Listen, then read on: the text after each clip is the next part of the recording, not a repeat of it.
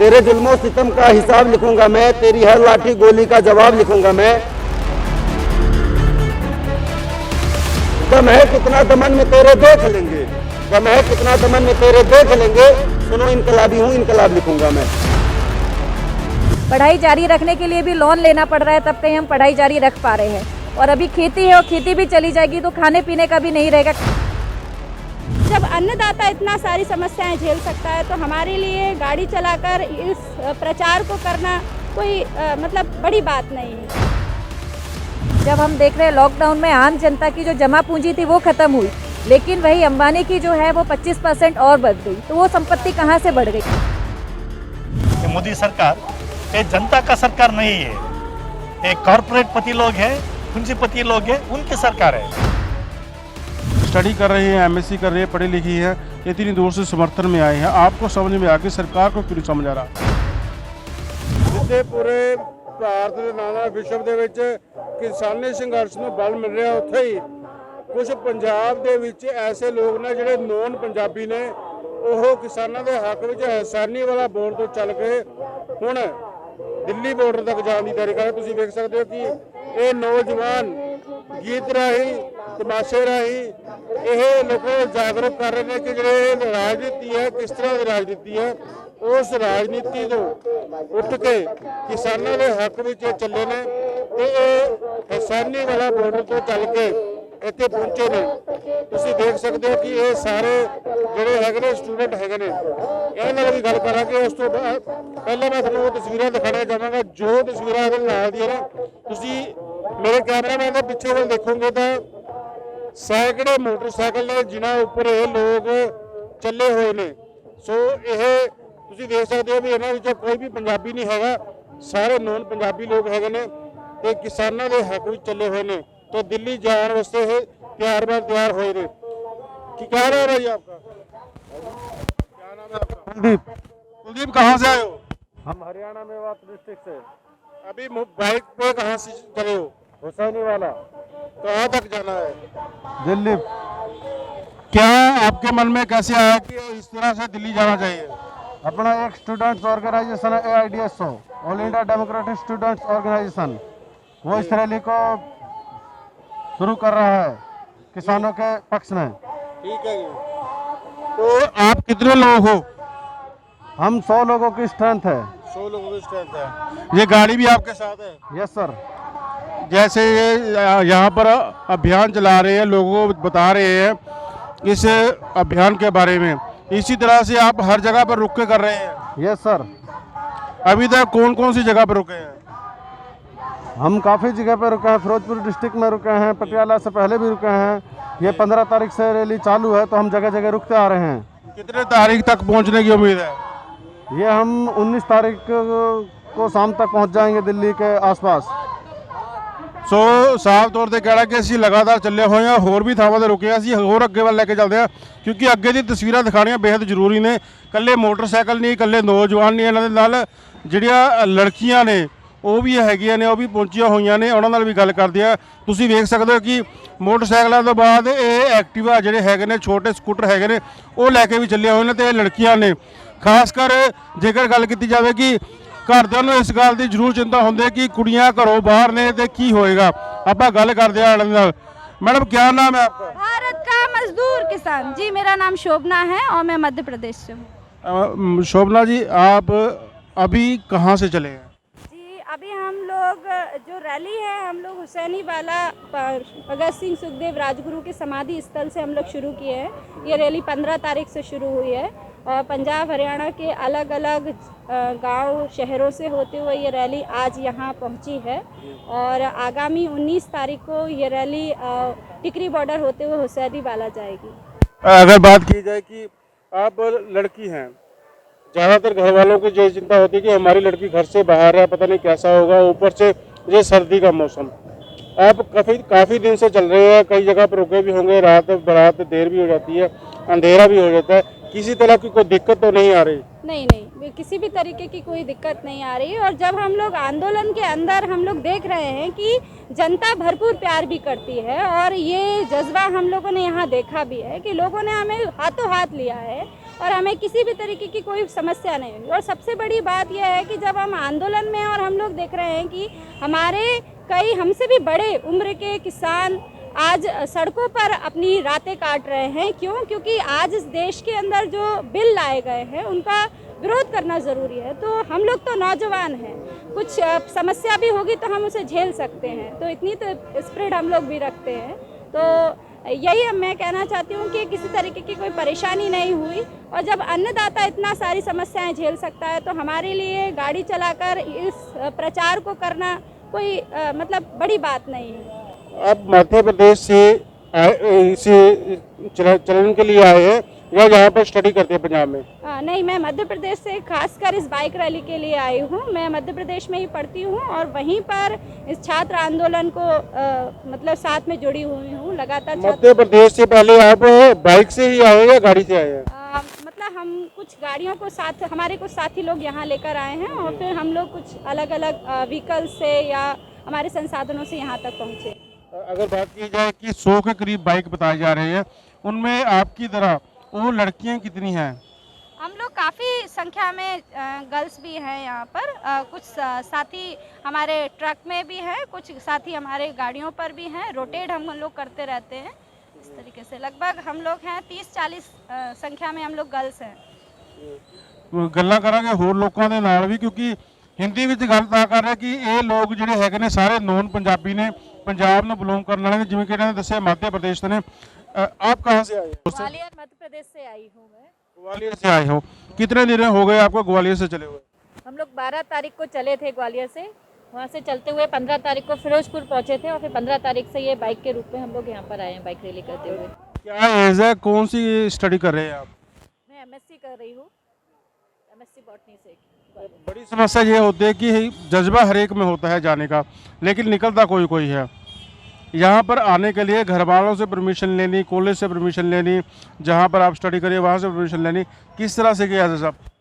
हाँ, अभी घर से हम लोगों को बताकर आए हैं हम लोग कि इस आंदोलन में शामिल होने के लिए जा रहे हैं, इसलिए घर वालों ने भी हमको तैयारी के साथ यहाँ भेजा है। और साथ में अभी तो कॉलेजेस में ऑनलाइन क्लासेस चल रही है, तो हम लोग यहाँ से भी अपनी क्लासेस ले रहे हैं जिससे हमारा पढ़ाई का भी नुकसान ना हो और साथ में हम लोग इस आंदोलन में भी शामिल हो पाए। इसी हक को लेकर हम लोग यहाँ पर शामिल हैं। एक शब्द और पूछना चाहूँगा कि जितना बड़ा ये जनसैलाब बन चुका है, चाहे हम बॉर्डर की बात करें, पंजाब की बात करें, पंजाब से बाहर हरियाणा की, यूपी की, सभी जगह से इन कानूनों का विरोध हो रहा है, चाहे आम लोग हैं चाहे किसान हैं। इस पर हमारे देश की जो सरकार है वो क्यों नहीं सोच रही? आपको क्या लगता है? क्योंकि आप स्टडी कर रहे हैं, MSc कर रहे हैं, पढ़ी लिखी है, इतनी दूर से समर्थन में आए हैं, आपको समझ में आ गई, सरकार को क्यों नहीं समझ आ रहा? सरकार वही है कि हमको सरकार को भी समझ में आ रहा है कि वो क्या कर रही है, लेकिन हम जानते हैं कि जो हमारे देश की जितनी भी पार्टियां हैं वो सरकार बन रही है, लेकिन वो मूल रूप से बनाई जाती है हमारे देश का जो शासक वर्ग है, पूंजीपति वर्ग, उनके द्वारा तैयार किया जाता है। उनको बहुमत में लेकर इसीलिए लाया गया जिससे उनके लिए नीतियाँ तैयार की जाए। जब हम देख रहे हैं लॉकडाउन में आम जनता की जो जमा पूंजी थी वो ख़त्म हुई, लेकिन वही अंबानी की जो है वो 25% और बढ़ गई। तो वो संपत्ति कहाँ से बढ़ गई? ऐसा नहीं है कि अलग से उनके कोई लक्ष्मी जी खुश हो रही है, बल्कि नीतियाँ इस ढंग से तैयार की जा रही है। और आज एक एक करके आज शिक्षा को पहले ही प्राइवेट हाथों में दिया जा चुका है, इसलिए आज पढ़ाई इतनी महंगी हो गई है कि हम लोग के लिए पढ़ना मुश्किल हो रहा है।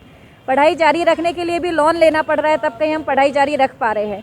और अभी खेती है और खेती भी चली जाएगी तो खाने पीने का भी नहीं रहेगा। कम से कम अभी खेती है तो हमारे हाथ में है कम से कम कि हम कुछ अनाज तो मिल सकता है। और नौकरियों की तो आप देख ही रहे हैं कि कोई भी जगह निकलने का कोई नहीं है। MSc कर ले, B.Ed कर ले, कोई भी डिग्री ले ले, लेकिन नौकरी मिलेगी नहीं मिलेगी इसकी कोई गारंटी नहीं है। इसलिए तो मोदी सरकार, आप अच्छी तरह से देख लीजिए, इन लोगों के जवाब देने पड़ेंगे आपको। ये आज के बच्चे हैं जो सारी चीज़ को समझते हैं, किस तरह से कानून बनाए गए, किस तरह से थोपे जा रहे हैं, ये सब कुछ एक एक करके आपसे पूछेंगे। अभी तो किसान आंदोलन है, उसके बाद भी आपकी बारी आएगी। और कुछ कहना चाहिए? नहीं, मैं यही कहना चाहूँगी कि देश की जनता, जो किसान है यहाँ पर पंजाब से उन्होंने आंदोलन शुरू किया है लेकिन देश की जनता आज इसको समझ रही है। यहाँ पर आज हर व्यक्ति इस आंदोलन से जुड़ा हुआ है और इसी आंदोलन को और बड़े रूप में फैलाने के लिए हम लोग यहाँ से संकल्प लेते हुए सभी जगह पूरे देश भर में इस आंदोलन को फैलाने के लिए कोशिश करेंगे। बाकी कितनी तारीख तक आप पहुंच जाएंगे दिल्ली? हम लोग 19 तारीख को दिल्ली पहुँचेंगे। 19 को पहुंचोगे, 26 तारीख की जो परेड है उसमें शामिल होने की उम्मीद है। हाँ, 26 तारीख की परेड में भी हम लोग शामिल होकर जाएंगे। ਸੋ ਮੋਦੀ ਸਾਹਿਬ ਹੁਣ ਤੁਸੀਂ ਇਹ ਦੇਖ ਲਓ ਟਰੈਕਟਰ ਨਹੀਂ ਆਣਗੇ, ਛੋਟੀ ਛੋਟੀ ਕੁੜੀਆਂ ਵੀ ਆਪਣੇ ਸਕੂਟਰ ਲੈ ਕੇ ਪਹੁੰਚੀਆਂ ਨੇ, इंतज़ार करना। और लोग ने साढ़े ਨਾਲ ਗੱਲ ਕਰਦੇ ਆ। भाई साहब कहाँ से आए हैं आप? जी मैं मध्य प्रदेश से। कितनी तारीख से चले गए? जी हम वहाँ से 12 तारीख को चले हैं और 14 तारीख को हम फिरोजपुर पहुँचे हैं, वहाँ नाइट स्टे किए हैं, बीच में कई जगह रुकते हुए आए हैं और फिर 15 तारीख से इस रैली का हिस्सा बने। अगर बात की जाए वहाँ से आप गाड़ियों में आए हैं? जी हम बाइक से ही आए हैं। बाइक से ही आप हसैनी वाला पहुँचे हैं? जी बिल्कुल। हसैनी वाला में जब आप चले उस समय क्या सौगंध ली गई, क्या शब्द ली गई? एक्चुअली भगत सिंह सुखदेव राजगुरु के समाधि स्थल से हमने मिट्टी उठाई और ये शपथ लिया। भगत सिंह का एक सपना था कि जिस भारत को बनाना चाहते थे, शोषण मुक्त समाज का निर्माण करना चाहते थे, उस सपने को लेकर के, उस शपथ को लेकर के हम लोग वहाँ से चले, ये सोच करके कि ये जो आंदोलन है सिर्फ और सिर्फ किसानों का आंदोलन नहीं है। यहाँ देश का हर आवाम, हर मजदूर, छात्र, किसान, नौजवान इस आंदोलन में शामिल है। हर आम आदमी इस समस्या को समझ रहा है। आज हर समस्या का समाधान सिर्फ और सिर्फ आंदोलन है। आंदोलन करना हमारे जिंदा होने का सबूत है। इसलिए जो है हम लोग आंदोलन करना हमारे जिंदा होने का सबूत है। भगत सिंह जी भी यही कहते थे कि हम हक के लिए किसी तरह की भी लड़ाई हो वो लड़नी चाहिए। आप हसैनी वाला से चले यहाँ तक पहुँचे हैं, अभी तक कौन कौन सी जगह पर रुके हैं और किस तरह का आपका ये जो सफ़र रहा? जी हम लोग हुसैनी वाला से चले, जैतो और बुढ़लाडा होते हुए हम लोग यहाँ तक आए हैं। अभी यहाँ पटियाला में नाइट हॉल्ट किए थे। बहुत ही बढ़िया स्वागत हो रहा है, लोगों के द्वारा बहुत अच्छा समर्थन मिल रहा है, छात्रों, नौजवानों, किसानों के द्वारा लोग बहुत सराहना कर रहे हैं और लोग इस मूवमेंट के साथ लगातार जुड़ते जा रहे हैं और लगातार लोगों के अंदर एक जज्बा जो है, ये छात्रों का जो जत्था है वो जज्बा बढ़ते जा रहा है और लोगों के अंदर एक आग जो है वो सम्मा जो है वो जलती जा रही है और लोग जो है इस व्यवस्था को बदलने के लिए आगे आ रहे हैं। तो और कहना चाहूँगा, मैं छात्र कवि हूँ। आज रात को मैंने 4 लाइनें लिखी हैं। तो ये जो पंक्तियाँ हैं मुझे नहीं मालूम ये क्या बोलेंगे, लेकिन सरकार इसे जरूर से सुन ले क्योंकि कवि की जो आवाज़ निकलती है वो दूर तलक जाती है। बोलिए सर। बिल्कुल, मैं सरकार से एक सवाल करना चाहता हूँ, सरकार को आगाज करना चाहता हूँ कि तेरे जुल्मों सितम का हिसाब लिखूंगा मैं, तेरे जुल्मों सितम का हिसाब लिखूंगा मैं, तेरी हर लाठी गोली का जवाब लिखूंगा मैं, तेरे जुल्मों सितम का हिसाब लिखूंगा मैं, तेरी हर लाठी गोली का जवाब लिखूंगा मैं। दम है कितना दमन में तेरे देख लेंगे, दम है कितना दमन में तेरे देख लेंगे। सुनो इनकलाबी हूँ, इनकलाब लिखूंगा मैं, सुनो इनकलाबी हूँ, इनकलाब लिखूंगा मैं। इनकलाब जिंदाबाद। सो इनकलाब जिंदाबाद, बिल्कुल सही लिखिਆ ਇਹਨਾਂ ਨੇ। ਹੁਣ ਇਹ ਦੇਖਣਾ ਕਿ ਸਰਕਾਰ ਦੇ ਵਿੱਚ ਦਮ ਕਿੰਨਾ ਕੁ ਹੈ। ਪੰਗਾ ਤਾਂ ਲੈ ਲਿਆ ਕਿਸਾਨਾਂ ਦੇ ਨਾਲ, ਹੁਣ ਕਿਸਾਨ ਇਕੱਲੇ ਨਹੀਂ, ਕਿਸਾਨਾਂ ਦੇ ਨਾਲ ਇਹ ਨੌਜਵਾਨ ਵੀ ਹੈ ਜੋ ਕਿ ਪੜ੍ਹੇ ਲਿਖੇ ਨੇ, ਸਟੱਡੀ ਕਰ ਰਹੇ ਨੇ ਤੇ ਸਾਰੇ ਦੇ ਸਾਰੇ ਨੌਨ ਪੰਜਾਬੀ ਨੇ। ਹੁਣ ਤੱਕ ਸਰਕਾਰ ਕਹਿ ਰਹੀ ਸੀ ਕਿ ਪੰਜਾਬੀਆਂ ਦਾ ਸੰਘਰਸ਼ ਹੈ, ਇਸ ਸੰਘਰਸ਼ ਦੇ ਵਿੱਚ ਅੱਤਵਾਦੀ ਨੇ, ਇਸ ਸੰਘਰਸ਼ ਦੇ ਵਿੱਚ ਹੋਰ ਤਰ੍ਹਾਂ ਦੀਆਂ ਜਿਹੜੀਆਂ ਖਾਲਿਸਤਾਨੀਆਂ ਜਿਹੜੇ ਲੋਕ ਨੇ ਉਹ अंदोलन में बड़े होने। लेकिन इन्होंने लोगों ने की कहोगे? क्या नाम है जी आपका? मेरा नाम है राजशेखर। राजशेखर जी, ये तो सभी स्टूडेंट हैं, आपको देख के लगा कि आपसे बात करनी चाहिए, आप इनके साथ ही आए हैं? मैं इनके साथ हूँ। ये जो संगठन है मैं इसका राष्ट्रीय अध्यक्ष हूँ, नेशनल प्रेसिडेंट हूँ। हम तो हुसैनी वाला से बाइक रैली में आ रहे हैं। मैं तो कर्नाटक से मैं हूँ। कर्नाटक से आप हो, लेकिन आपने कहा आप राष्ट्रीय अध्यक्ष हो इनके। इस तरह की सोच किस सब कहाँ से आई कि ये जो रैली है कहीं से भी चल सकती थी, हुसैनी वाला से ही क्यों चली? क्योंकि हुसैनी वाला में तीनों शहीदों है हमारा आज़ादी आंदोलन में। शहीद भगत सिंह, सुखदेव राजगुरु, उनका मेमोरियल है, इसीलिए वहाँ से हम शुरू किया है। और ये बात हम बताना चाहते हैं क्योंकि पंजाब और हरियाणा क्यों कवर कर रहे हैं। यहाँ तो हमारा रैली में विभिन्न विभिन्न राज्य से है, वॉलंटियर्स है। अभी तो जो हमारा देश में मीडिया है, जनता बोल रहे हैं इसको गोदी मीडिया, ये मीडिया दिखा रहे हैं ये सिर्फ पंजाब और हरियाणा का लड़ाई है। इसीलिए हम गांव-गांव जाकर बताना चाहते हैं इस लड़ाई में सिर्फ पंजाब हरियाणा नहीं है, सारे देश तीनों कानून के खिलाफ है सारे देश में। हमारे राज्य में भी हम हमारा all India democratic students organisation AIDSO पहले से ये आंदोलन में है। हम वहाँ भी और ऑर्गेनाइजेशन से हाथ जोड़कर बहुत बड़ा आंदोलन कर रहे हैं हम। ये आंदोलन कितनी तारीख को वहां तक पहुंच जाएगा? हम तो कल पहुंचेंगे हम ये सिंगू बॉर्डर और टिकरी बॉर्डर कल पहुंचेंगे हम। जो 26 तारीख की परेड हो रही है, क्या उसमें भी शामिल होंगे ये लोग? सब शामिल होंगे क्योंकि हम तो शुरू से ही ये लड़ाई में है। हमारा छात्र संगठन और किसान संगठन सब उनके साथ है। हमारे देश के लोगों के अलावा अब देश से बाहर भी इस संघर्ष की तेजी हो गई है। देश से बाहर विदेशों में बात की जाए, वहाँ भी प्रोटेस्ट चल रहा है। तो इस प्रोटेस्ट के साथ अभी ये बच्चे भी आप लेके चले हो साथ, जो पढ़ने लिखने वाले हैं, ये आपको समझ में आएगा, सबको समझ में आएगा, लेकिन हमारी सरकार को क्यों समझ नहीं आ रहा? क्योंकि दिल्ली में जो बैठा हुआ है सरकार, ये मोदी सरकार, ये जनता का सरकार नहीं है। ये कॉर्पोरेट पति लोग हैं, पूंजीपति लोग हैं, उनकी सरकार है। इसीलिए वो 50 दिन के ऊपर चल गया, किसान बैठ रहे हैं। किसान के ऊपर वो लाठी मारता है, गोली मारता है, वो जल फिरंगी मारता है, और उसको पता नहीं कितना किसान लोग मर चुका है। उसमें मन में कोई जनता के लिए, आम जनता के लिए कुछ कंपैशन नहीं है। बिल्कुल इमोशनलेस सरकार है। पूरे के पूरा उनका इमोशन है, उनका इमोशन है अंबानी अदानी के लिए इमोशन है, जनता के लिए नहीं। ये मोदी सरकार है, कॉर्पोरेट पति लोगों का सरकार है। कारण क्या है कि उनके लिए इमोशन है, जनता के लिए, जिन्होंने वोट दिए उनके लिए नहीं है, लेकिन कुछ लोगों के लिए। कारण क्या लगता है आपको?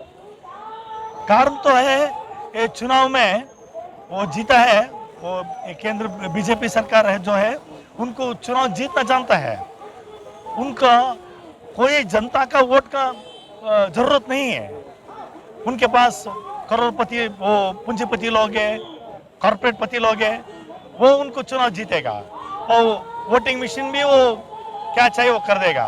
इसीलिए जनता के ऊपर कोई उनका जिम्मेदारी भी नहीं है, कोई अनुकंप नहीं है, कुछ भी नहीं है।